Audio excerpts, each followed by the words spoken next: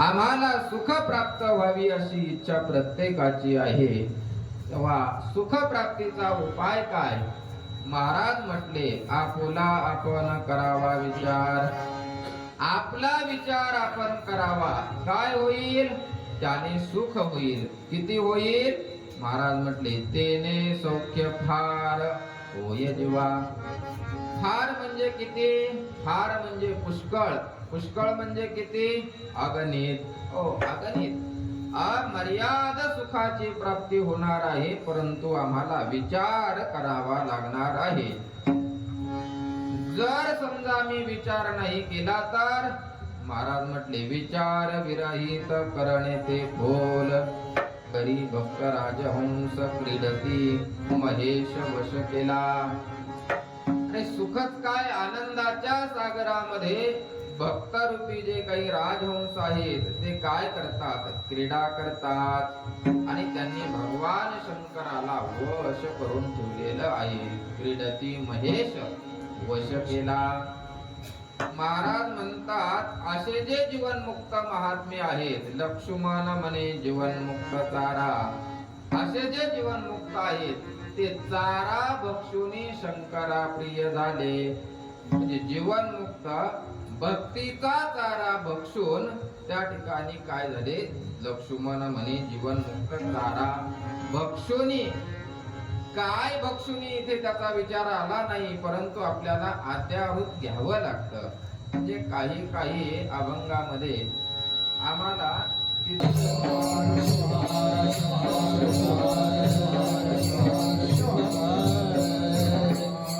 नाही केला तरी सुद्धा चालेल, परंतु माझ्या भक्तांचा उत्सव करणारा मला अत्यंत प्रिय होतो, असं देवाचेही मनोगत आहे. आणि म्हणून आपण एका संतांचा उत्सव करत आहोत.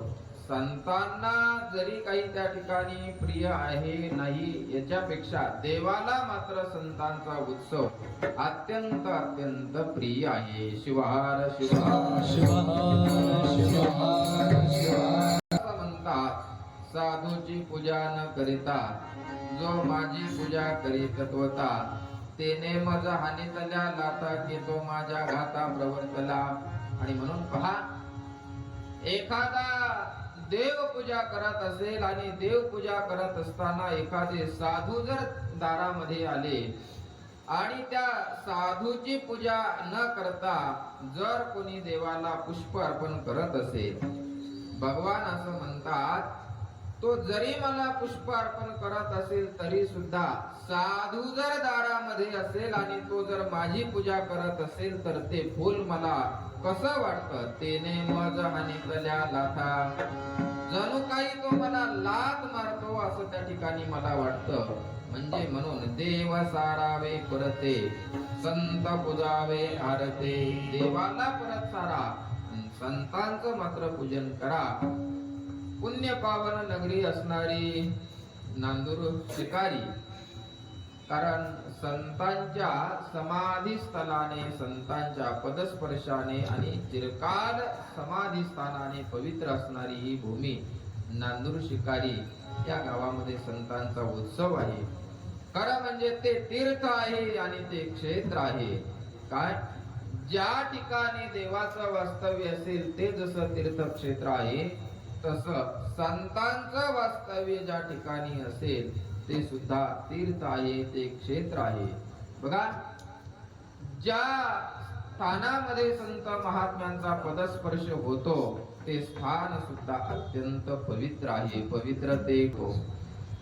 परंतु भाग्य असं आहे की आपल्या या नांदूर शिकारी मध्ये दोन्हीही एकत्रित त्या ठिकाणी सप्ताह होतात. देवाला जर काय आवडत असेल तर हेच देवाला आवडतं. एका देवाची भक्ती केली आणि दुसऱ्या देवाची जर निंदा केली तर नामदेवराय असं म्हणतात, पहा, ओ विष्णूशी भजला शिव दुरावला अधपात झाला.